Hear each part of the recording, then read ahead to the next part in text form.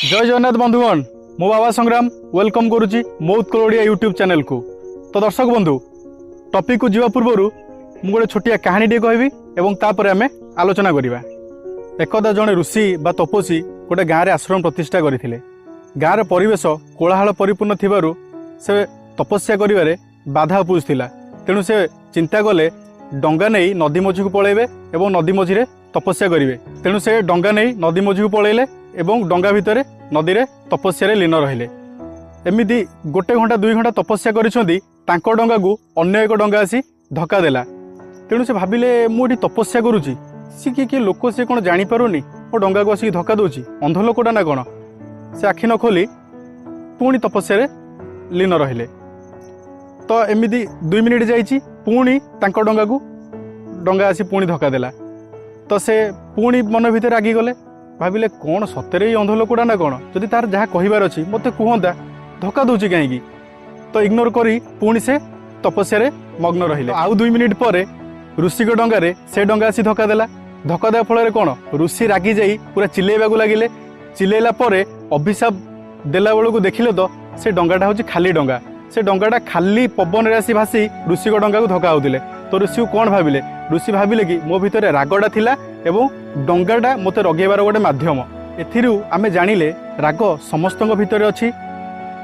आमे कहू से लोक से समय रे कहबा द्वारा आमे रागी गले किंतु ना से समय बा से लोक डंगा सदृश किंतु आमे से ऋषिଙ୍କ परी किछि रिजन थाउ न थाउ आमे किछि न बुझी सुझी रागी जाऊ। आपण माने कहंतु जनकर शांत स्वभाव आचरण समस्त को भल लगे एवं आपे आपे सम्मान चली आसे।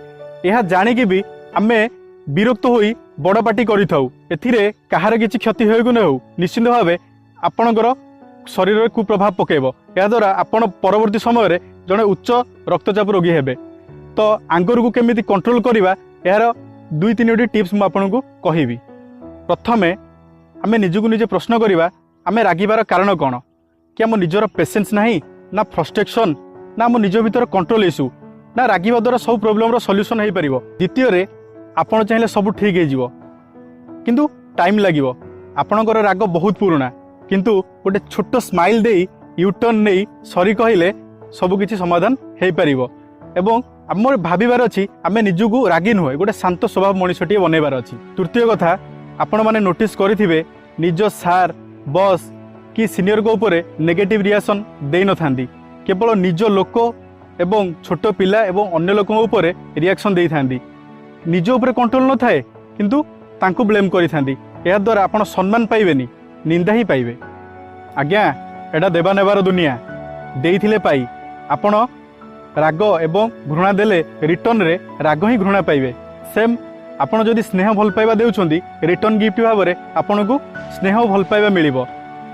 या द्वारा आपण को सम्मान बढ़िबो संपर्क मजबूत होबो। ओडिया रे गोटे कथा अछि कहिबो कमल वचन कहि तो शिव जनमन। निश्चित भावे वीडियोटी आपण मानकु भल लागिथिबो एवं हम चैनल को सब्सक्राइब करिवे। वंदे उत्कल जननी जय जगन्नाथ।